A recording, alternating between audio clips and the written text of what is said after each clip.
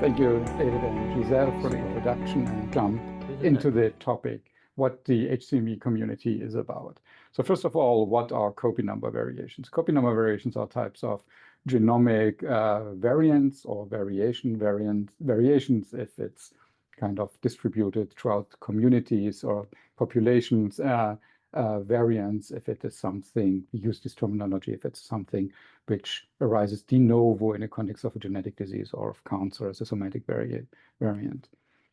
One thing I want to emphasize here is what this in general means. So there is no clear definition what the copy number variant is regarding to its size. It's just this, you have a more or less of a certain genomic element of a certain range of sequences. It can go up to whole chromosomes which are in a different copy. So for instance, you can think about in germline that trisomy 21 is a kind of a large-scale copy number variant. More frequently, we talk about copy number variants being in constant range of kilobases to megabases, germline usually less than that.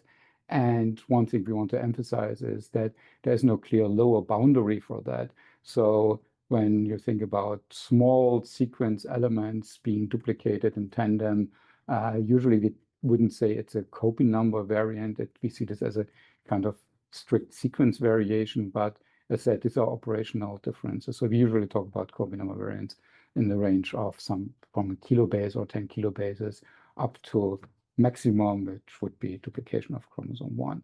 Here you see an example highlight as a cartoon first. You see genomic region, and then you see like two copies of the genomic regions be in the same position, be in tandem, but then you see also the turquoise chromosome has then also an example that it has the sequence from another chromosome inserted. So really CNVs, usually in measurement, we don't really know where they are. We just know there are more copies of these genomic elements, for instance, whole genes or multiple genes.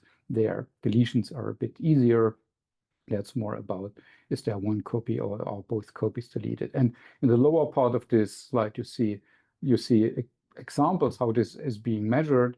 You see there, for instance, many changes in a genome of a colorectal carcinoma measured by an array hybridization experiment, and all the individual probes, they are very kind of fluctuating. But if you see then that for whole chromosomes there are levels of these measurements are elevated, and there's more DNA in the tumor, for instance, for chromosome 13, typical for colorectal carcinoma. So we know there's another chromosome 13, 3 copies of chromosome 13 there. Or in the deletion side, on the right side, you see there's a deletion on chromosome 9, and then you have a second step, so you have a homozygous deletion, and this is a very important one, the most frequent homozygous deletion in carcinomas, or carcinoma in malignancies, is the CDKN2AB locus on chromosome 9, which is in many diseases completely deleted and gives then therefore tumors an advantage. And that's what we are looking for, these changes, recurring changes, for instance, and how do they relate to anything, to disease or something. Now, why do we have a CNV community? And this slide is from Krzysztof Beru, and basically going back into he was one of the original co-leads of the hCNV community. And I like to keep this slide because it shows that there's a lot of confusion if you talk about copy number variations. As I said already, the operational definitions, how big they are, and so are kind of fluctuating. But a lot of this comes from the different backgrounds of how these events are being recognized and have been measured traditionally. And so it was copy number variation events like losses of chromosomes or duplications of chromosomes, multiple copies of chromosomes, and so large-scale changes have been recognized very early on, so already before the real amount of chromosomes in the human genome was being known. So people recognized that this connection between changes in chromosomal content in diseases. So this is the area of cytogenetics, structural genome variations measured by looking at chromosomes, later on with molecular cytogenetic techniques like chromosomal comparative genomic hybridization. There's a colorful dot there on from my thesis actually many years ago.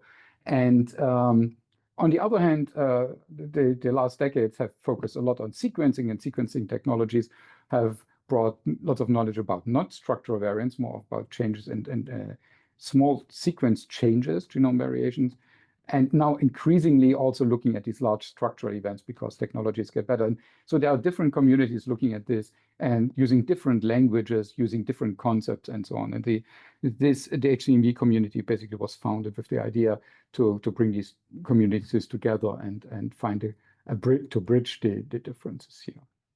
That's a short introduction about what CNVs are and how the community came together, originally starting in 2018. Now with the first meeting officially since 2019. Now I want to focus on the first part. This was introduction. I want to come to the first part of the presentation of areas members of the community are working in, starting with our own work, which is focused on cancer genomics, on CNVs, copy number variants in cancer, and especially not so much on the clinical aspects, but on large-scale mining, and we come at the end what implication this has also for other parts of the work we are doing. So my group is called Theoretical Cytogenetics and Oncogenomics, and we do research, we work on methods and standards, and a lot of this has to do about copy number variations, and you see here already these some of the plots you'd seen before, and I just can go ahead and talk about the details there more later. Here, when talking about cancer, now cancers are frequently are characterized in many instances by their genomic instability, and genomic instability can be on small scale, repeat elements, single nucleotide variants, and so on, modifying the activity of genes. However, large contributions come from structural genome variation, especially copy number variants. And this plot there shows the amount of genome, the fraction of genome, which is not in a normal balanced two allelic state in different cancer types, from chronic myelogenous leukemias on the left, where this is rarely the case, only in blast crisis, but all the leukemias start out with the BCR-ABL with translocation without CNVs and so on. But then on the right, you have melanoma. So on average, we can see that nearly 20% on average of a cancer genome have a CNV, so are covered by even genomic duplications or deletions, which lead to changes in the dosage of thousands of genes. Not all of the genes will be expressed, but allows the tumor to modulate the expression of relevant genes, for instance, genes which are relevant for tumor growth receptors, and so on, are well known to be frequently amplified or duplicated in cancers, and therefore more receptors mean stronger signaling, means better growth for the cancer, or deletion of checkpoint genes, so that or apoptosis related genes, so that cells don't go into apoptosis when they accrue these errors, and the cellular machinery detects these errors, still the cell will go on. And these are two types of changes: gain of function and loss of function, which drives tumor development, and CNVs are, as you see from the amount at least, a large contributor to that.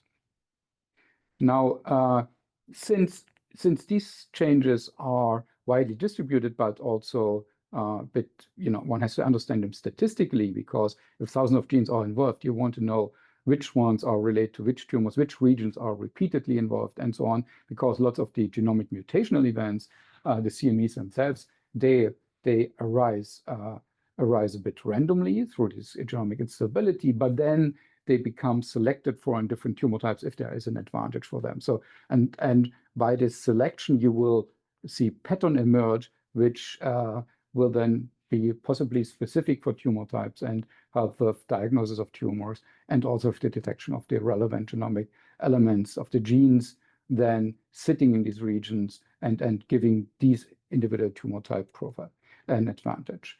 And for that, we established many years ago already a resource which is called Progenetics, which has now more than 116,000 cancer CNV profiles, all individual whole genome covering profiles from different technologies, just analyzing, giving information about the genome-wide distribution of copy number changes. And the database contains more than 800 diagnostic types with lots of additional annotations and so on, and serve as the basis for our analysis. But everything here is totally open, freely available, can be used by anybody, and there are APIs to that, and I will mention this later. Important concepts are supported by our database, like standardized data annotations, hierarchical classifications, so that one can select on different levels what diseases one is interested in, and then also query, for instance, for specific genes of interest and see how does CNV profiles look if this region is involved in a tumor, or what additional changes are, or does this change occur, which I'm interested in, occur in my tumors of interest. So this is basis for large data analysis. However, we combine this recently even more with additional data, such like other somatic mutation events, like here for the TCGA data set, which is used by many people. We have a complete coverage of all the types of genomic variants, so you can combine this both. And we also have a new resource which really shows CNVs and other changes, annotated genomic variants, for more than 5,000 cell lines, CNVs, and then for others, also other mutational data. So that's all in the spirit of open research data, of data sharing, of data curation. We have data parasites, but we also share what we generate there and improve here in data quality. And I think this is a good fit for the LIXIR communities in general. Now, there's a bit of software stack. This is how this is run, and this becomes important later when we talk about how data is being shared.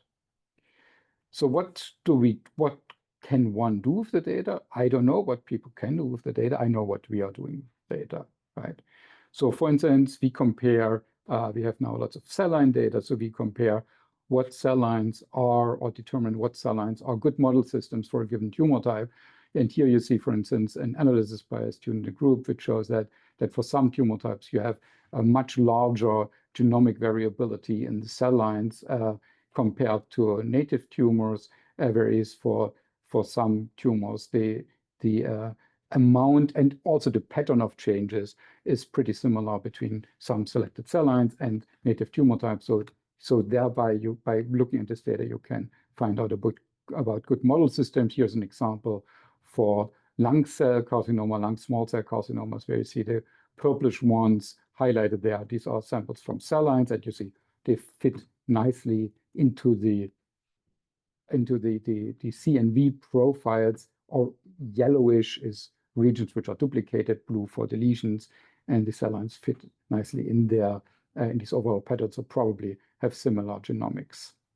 Also, one can use this to determine errors. When looking at your data, you can look at, does my cell line or does my tumor fit to a certain diagnosis? And here one see the second from the top is a cell line which was the CNV profile of a cell line, multiple instances, which was labeled a breast cancer cell line, but you can see that it closely corresponds to the uppermost panel, which is an amyloidotic melanoma. So a cell line looked somehow contaminated, looked like breast cancer, but it was a melanoma without melanin, so it wasn't detected for many years compared to the breast cancer profiles then at the bottom. What we are looking at, and what people can use it, just ideas, what one can use with data. Here are now profiles, frequency profiles for 200 tumor entities, and we look, for instance, which tumor entities are related to each other, and we can clearly see that the frequency of genomic duplications, deletions in glia tumors, for instance, the blue box there are different diagnoses, but somehow the genomic changes are very similar. So you have a constraint by the biological profile of given tumors, of what changes they can accrue. So which already gives you an indication that yes, these are not just drift. These changes mean something, and they associate specifically with diseases and subtypes, and we apply more intricate analysis technologies here, for instance, mapping systematically the CNV profiling data across the diagnostic hierarchy. So this network there is actually a projection of the NCI diagnostic classification tree for cancers, and then we do quantitative analysis and look for patterns similar and how they compare across these maps. And then we go drill down deeper into that and look, okay, which changes are specific co-occurring together. So there may be supportive effect of copy number variation events between different regions, which may then say, okay, we have collaboration between genes in these regions in driving this tumor specifically. We also provide work on techniques for that. So this is some recent project recently published of how to get the right level of copy number change, high level versus low level. Come to that later. There's a consensus and developed a bioinformatic workflow to call these levels and call these classes of CNVs recognized by the community with some sound technology here. And what we also can do, since we collect a lot of data, we can look where the data comes from. And this slide is just an introduction because it shows you a big problem. We, as data parasites, as data reusers, data curators, are confronted with. That is that data sits in many different silos, many places worldwide. And if you analyze this, first of all, you can see where are we missing data from somewhere, like cancer genome data from Africa is not represented at all, but also data being produced in many different places means it's very difficult to get to this data. And we will come to this at the end of the presentation here. And with that, I hand over to the next speaker. All right, so thanks, Michael. On my side, I will be talking about the annotation and scoring of copy number variants, mostly in human, in the context of clinical assessment. So I will mostly focus on rare diseases and events identified in this type of patients. So for this, there's a number of machine learning approaches that have been recently developed, and that poses a number of challenges. So that I will mostly concentrate on aspects such as uncertainty, but also how to train these models in a cooperative model across independent sites. So here's the outline. We'll first talk about large-scale copy number pathogenicity scoring by taking into consideration uncertainty estimates, and second, how to perform this scoring through federated learning across independent sites. This is mostly the work of two PhD students in my lab, Francisco and Gracie. So moving to the first part, in clinical genetics of rare disease, is often found that around 80% present copy number variants that are classified as variants of unknown significance. This suggests that there's still a lot of room for improvement in terms of computational assessment, especially because so far this has been mostly calculated based on a recomparative genomic hybridization test, while now with a move towards next generation sequencing technologies, and more specifically whole genome sequencing, the throughput of copy number variants identified in a single patient has increased by several orders of magnitudes.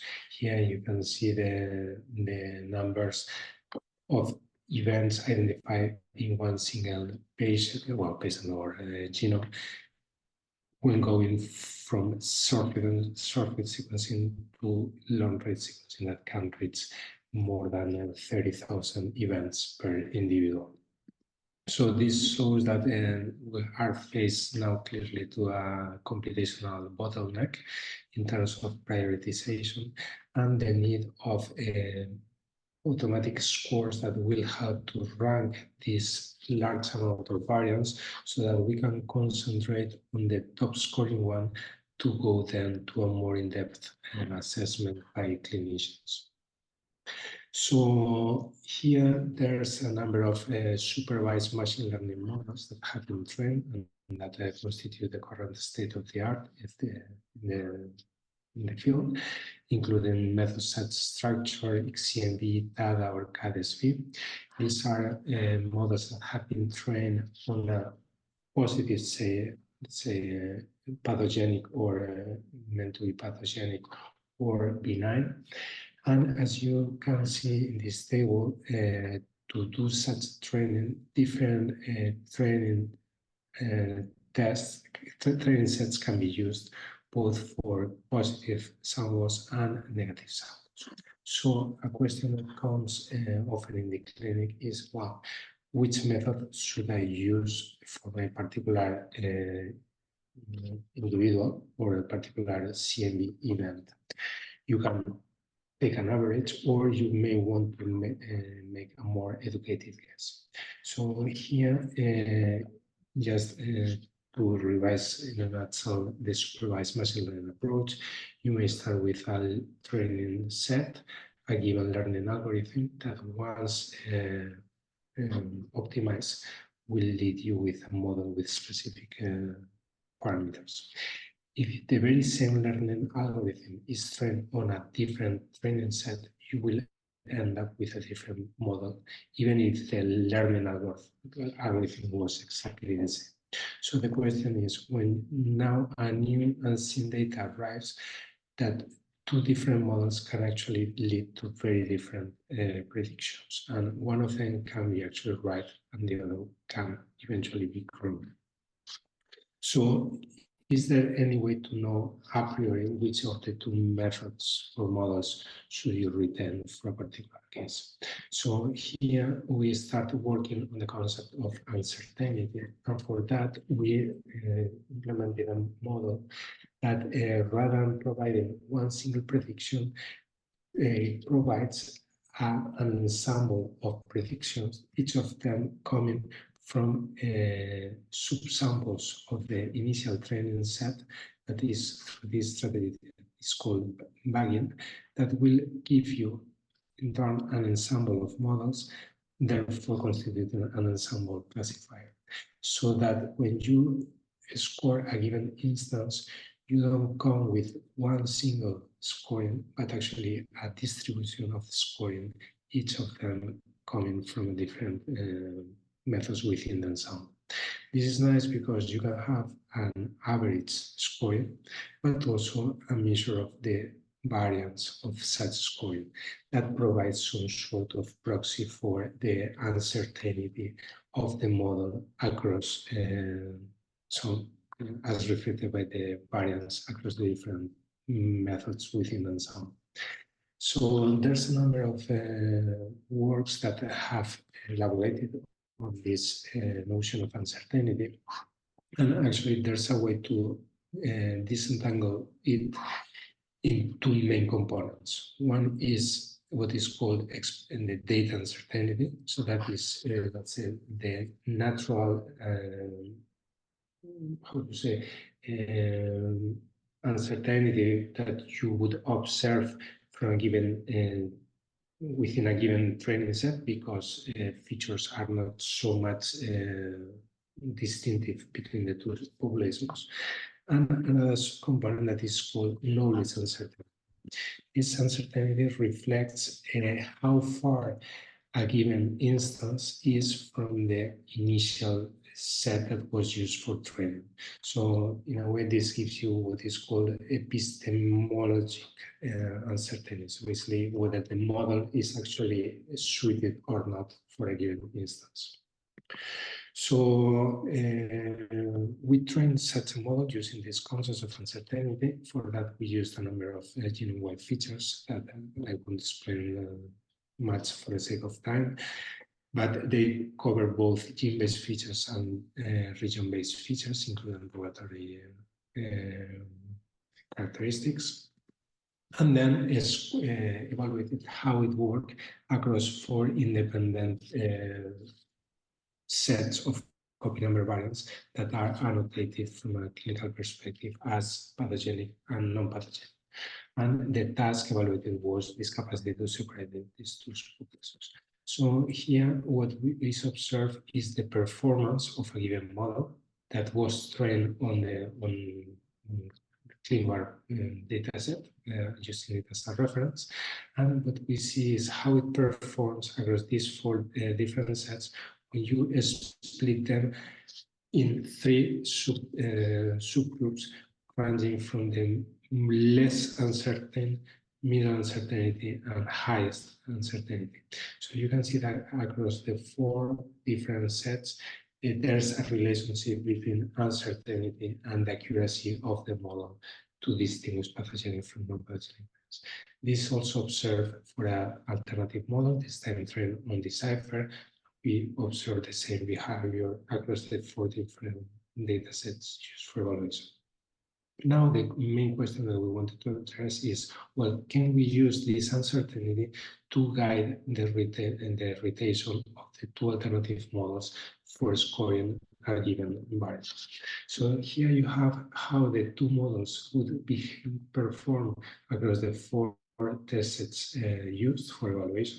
In green, we have a model trained on ClinVar dataset, on blue, on a Decipher dataset, and you see that depending on the test set, one model will behave better than the other. However, if you guide your selection according to the model that display the lower uncertainty, this time you come up with an overall performance that is way more robust and that overall outperforms the other models. So still, yet you can see that this gain in performance is quite modest. So we are currently trying alternative ways of assessing this uncertainty, coming more specifically from conformal prediction. And I can anticipate that the behavior is quite similar. So there's an improvement, but it remains quite modest. So we then evaluated whether this uncertainty approach could be actually helpful to evaluate whether more challenging copy number variants could or could not be scored with this model. And for that, we chose specific scenarios such as those constituted by pathogenic copy number variants that do not target the homing genes as compared to benign variants that do target homing genes.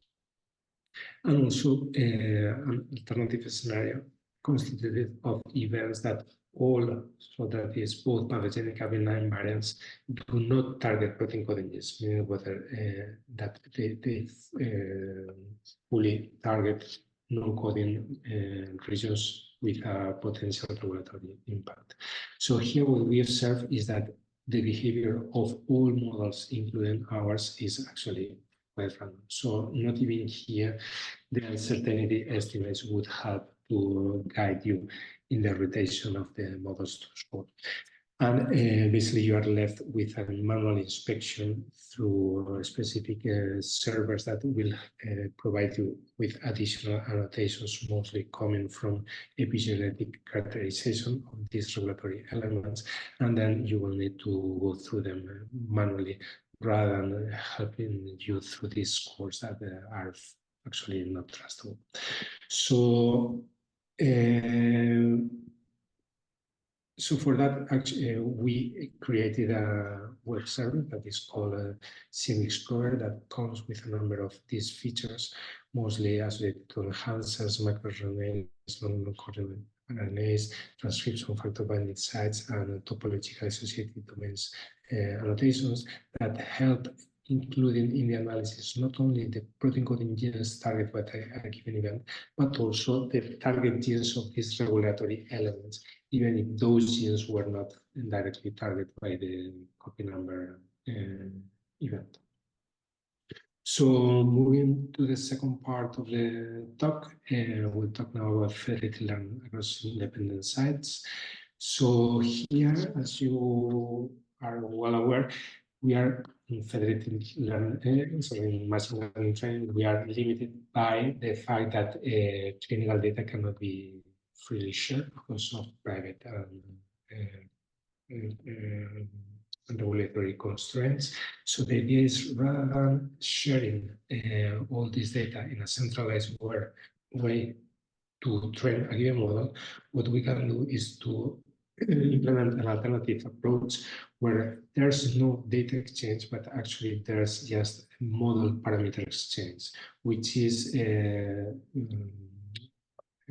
centralized in a server that plays this role of sending models to the independent sites, optimizing those models in each of them, and sending back the parameters to the central server where they are in a way averaged, and then this is done in a recursive manner until an optimum is reached. So here we have analyzed different methodologies for doing so with different options regarding the client-side optimization, the architecture of the machine learning, as well as the optimization used, adding a total of 80 different configurations, and then tested how this behaves for copy number variance, and using for that CleanMark database that allows to go back to the submitters information, which allow us to mimic a quite realistic scenario of how would behave a federated learning perform across a number of data owners, assuming they didn't centralize the data, as compared to whether they actually did. You may observe here that the distribution across data owners in CleanMark is very uneven, where a big data submitter that is in VTI. So what we did is, we had to left VTI out and see how this federated learning could be done in the small owners, because otherwise in VTI, of course, would take over the whole scene. So what we observe is that a model trained on VTI data is actually quite good. Yet, if you centralize all the data of the small data owners, you would reach a performance that is, well, not as good, but still competitive. And interestingly, if you perform federated learning across these small data owners, you will reach as good as performance as if you centralize the whole data. What is interesting is that federated learning, which is here in this plot represented by the orange boxes, reach a performance that is more robust to client dropouts, which is reflected here by the difference between federated learning approach in orange as compared to a centralized approach in blue. So you can see that upon different client dropouts, federated learning often was more robust than the centralized one, which also suggests that this can be a nice strategy to perform models that generalize better upon eventual stochasticity in the training sets. So we have evaluated that on no-coding single nucleotide variants, which is not the goal of this talk, but still to show you that actually this behavior is actually well reproduced across other types of variants, where again federated learning tends to outperform the centralized settings and shows that it's actually way more robust to client dropouts. So we're currently implementing these approaches in the context of collaborative projects with scientists in Canada, but also the European Rare Disease Research Alliance. And the idea would be now to try to implement it as well in the LIXIR community by meeting the different standards of data sharing, data communication, and different protocols. So as a recap, this is what I show you today. So the need of pathogenicity scores to do this prioritization in a clinical setting, the need of reliability measures that help us make educated guess about which models should be written for a specific individual, and the advantage of training models in a federated manner across independent sites that can lead to more robust models. So with that, all these software developments are, of course, open source and freely available for the community. And I would like to then thank all participants in this project, especially the PhD students, Francisco and Teresa. So thanks for your attention, and I let the floor now to Chris. So good afternoon. So I'm going to talk today mainly about our efforts to implement tools, workflows, and training into the Galaxy. So this was supported by LIXIR Galaxy community and use Galaxy European Galaxy server. So I will start briefly from introducing what the Galaxy platform is. So Galaxy is open web-based platform for data-intensive life science, bioinformatics, and general computational research. It also allows, it's quite powerful tool because it allows you to create, edit workflows, but also allows you to share these workflows and connect tools and workflows across the different domains of the life science and beyond.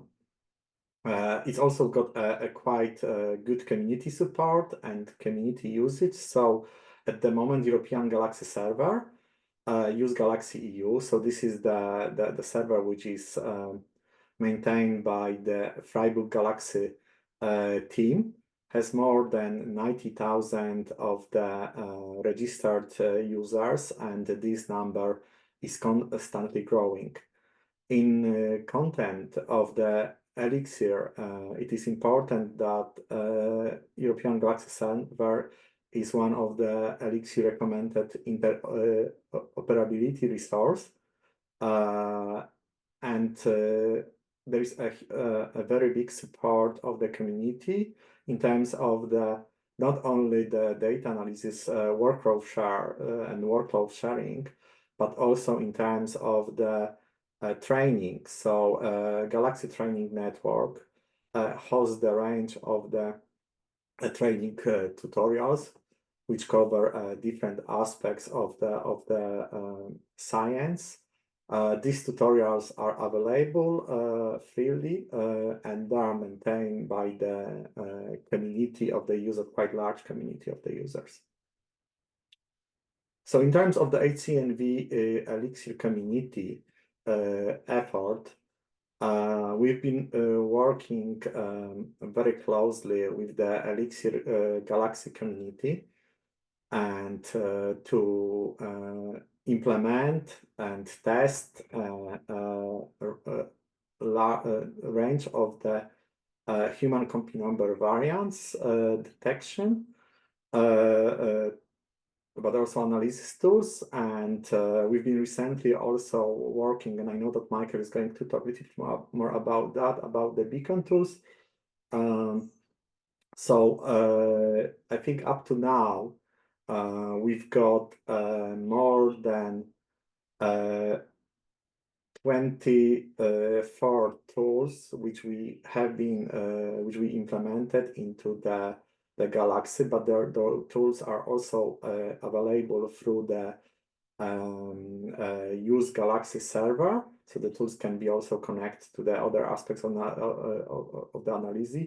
And just briefly, so these tools allows you to perform the analysis of the HCV samples, but it also allows you to do a segmentation, and they also support the visualization of the results and export the result into the different formats to connect with the other databases and resources.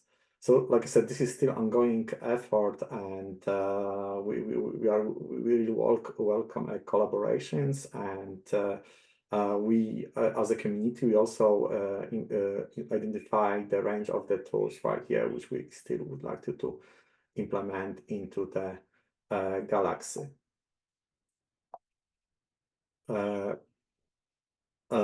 Moving on, we, as I said, we've been not only working around the implementing of the Galaxy tools, we've been also trying to provide the comprehensive training about how to detect the hCNV copy number variant. And due to the outreach of the Galaxy community, we use this format as a way to disseminate the information about as the way to disseminate the training. So here is an example of one of the training. We are currently also developing the similar type of the training for the beacon version 2 preprocessing. So the training covers again a range of the task in terms of the processing of the hCNV. Moreover, one of the advantage of the Galaxy training network tutorial is that you not only have a training available, but you can also share the workloads, so you can extract the workloads from the training, right? And these workloads can be then interoperable through the LIXIR platforms. So one of the practical aspects is that the workloads are available through the Workload Hub registry, which is one of the LIXIR resources. So this this allows user to have access to the comprehensive workload and also exchange this workload through the exchange protocols like row create. So my presentation is very brief. So just I would like to raise one additional thing. So I wanted to talk about the upcoming events. So we as a community are going to host the all hands workshop right here. So this workshop particular looking for the engagement of the communities like a cancer and rare disease, because we need more user cases to be able to validate the workshop. So although the registration for the workshop is for the on-site registration is closed, you can still register right here for the online participation in this workshop. So with that, I would just like to thank you mainly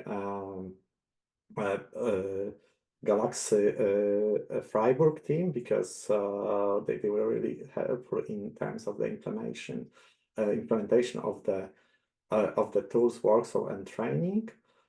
And I will just pass it to Michael again. I want to come now to the last part, which also has been kind of mentioned by it's also important for what Antonio said, like how do you get to the data if it's a different place? So this is about CNV annotations and use in data discovery protocols. As I mentioned before, I showed the slide before, so data is in many different places, but for understanding such complex things as the CNV patterns, we need data from lots of different producers, from lots of different population backgrounds. We need to integrate data on different levels. And for that, one has to access data and stored in different formats. This is just a general introduction of how data repositories could look like, from centralized knowledge bases like Progenetics, EGA, as a trusted data commons with lots of different stakeholders and data access committees, to the newer concept of federated data analysis, the linkage of distributed and disparate data sets. And the most prominent protocol which has been developed over the last years is Beacon v2, the standard data discovery protocol by the Global Alliance for Federated Genomics. So, but back to what you need if you want to access data at different points. So you have data in different places. So there's the option, as Antonio showed already, you can copy the data, but this might not necessarily be better. And also it might be tricky because you won't get access to the data. However, it might be better to visit the data by discover data for which you have to have shared standards to make data comparable in your analysis. And the major organization providing data standards and federated genomics is now the Global Alliance for Genomics and Health. Here's a list of all the different standards being developed. Some are highlighted where we have specific interest in, but I just want to point out here the Beacon API as one of the discovery work streams products. What is a Beacon API? The Beacon API basically allows you to send structured queries to servers supporting the protocol across the world, and then get the answers back and integrate the answers. And in the most simple way, originally it was like, oh, is there a mutation on this position? And you get back a yes or no. And so you learn which data sets contain this. But the Beacon v2 protocol, which had been finalized and approved by Global Alliance 2 years ago, allows now much more complex queries. For instance, here is an example which we always use.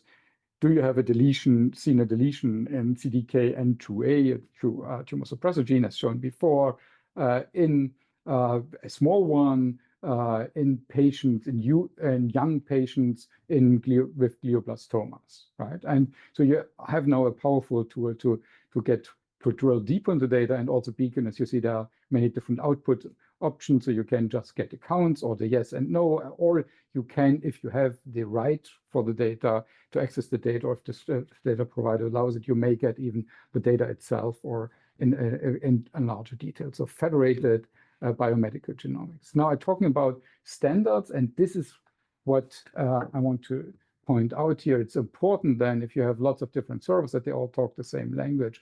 And in the area of copy number variations, there are many different standards, as I read, from different communities. So over the last years, and the hCNV community, that's a output from us, basically to say, okay, we use now these different ontologized classification, ontologized terminologies, and for describing these types of changes in observation, and not the effect, but just what types of how they are, the magnitude, and so on. And these standards have been adopted by the Global Alliance for Genomics and Health too. So hCNV community interacts with Global Alliance to provide standards, which are then used in GA4GH protocols like the Beacon protocol, so that everybody can use the same language. Bit short on time here, but these are, for instance, examples where you have a query interface like we provide in our prototyping Beacon Plus instance, where you can now search for variants, any type of variants in a range, hitting a certain gene, can be CNVs or what, or you can use specifically sized a CNV starting here, going from here to there, and covering this gene and getting then some the responses over the Beacon protocol from many different stakeholders, or you can do this, for instance, by gene name. This is also an option supported by the Beacon protocol. This then can also use these standards, since if you have resource with these standards, they can then be accessed over an API. And here we provide, for instance, an R package to use the Beacon API for accessing the resource directly in our programming language. What is missing? Always something is missing. So we have now again a Beacon Scout team, which evaluates other requests by stakeholders to what else do you need in the protocol? What other types of variants do you want to query? How do you specify translocations and so on? So you're all invited to join the Beacon Scout team for that. Last, so why to engage with the hCNV community? CNV components should be part of any genomic analysis. And recent standards we are developing and others like Global Alliance solve problems in health with misconceptions. And the Beacon protocol is actually a very nice target to really play out what can be done with these standards-based query and data delivery approaches. But we need challenges by the different communities, rare diseases, cancer communities, to engage with us. And engaging for what? For benchmarking, for annotation of CNV futures, for federated learning, as you have heard before, how can we implement this? And then also for robust workflow implementation on platforms like, for instance, LIXIR, and in the end, using the Beacon protocol for data discovery and exchange. And that's just the end slide to show you where you find a little bit about us and then can follow up from there. We have a website, it's called cnvar.org, to make it short and easily memorizable. And thanks for your attention.